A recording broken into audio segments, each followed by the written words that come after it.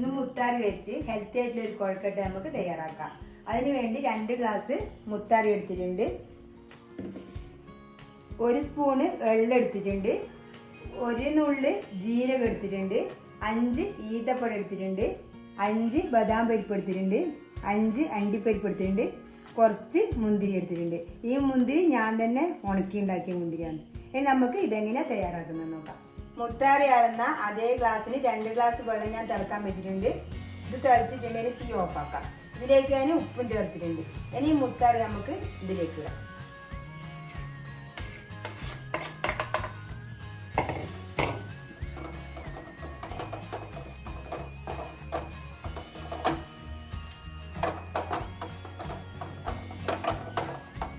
ഇതിന് തണിയാൻ വേണ്ടി വെക്കാം.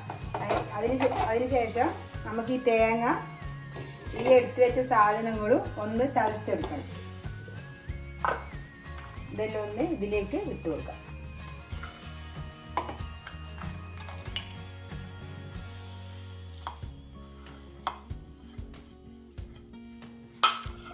ഇതിന് 2 പിടി തേങ്ങ ഇട്ട് കൊടുക്കാം.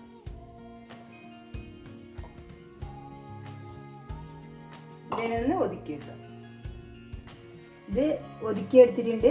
ഇനി നമുക്ക് ഇതിൻ്റെ അകത്ത് ഇട്ട് കൊടുക്കാം. തണിഞ്ഞിട്ടുണ്ട്. ഇത് പ്രസവിച്ചവർക്കെല്ലാം കഴിക്കാൻ പറ്റിയ ഒരു ബ്രേക്ക്ഫാസ്റ്റ് ആയത്. രാവിലെയോ ഒരു വൈകുന്നേരമോ എപ്പോൾ വേണമെങ്കിലും കഴിക്കാം. ഇത് അവർക്ക് കൊടുക്കുമ്പോൾ കുറച്ചധികം തേങ്ങ തന്നെ എടുക്കുന്നതിന് പ്രശ്നമൊന്നുമില്ല.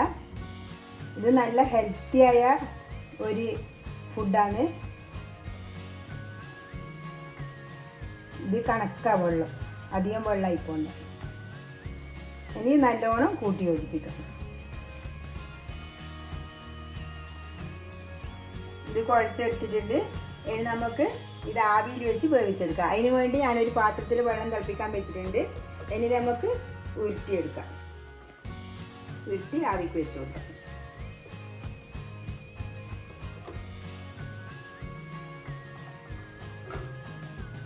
ഇതെല്ലാം ഉരുട്ടിയിട്ടായിട്ടുണ്ട്. നമുക്കിത് അടച്ചു വെച്ച് വേവിച്ചെടുക്കാം. നമ്മളെ കൊഴക്കട്ട ആയോ നോക്കാം.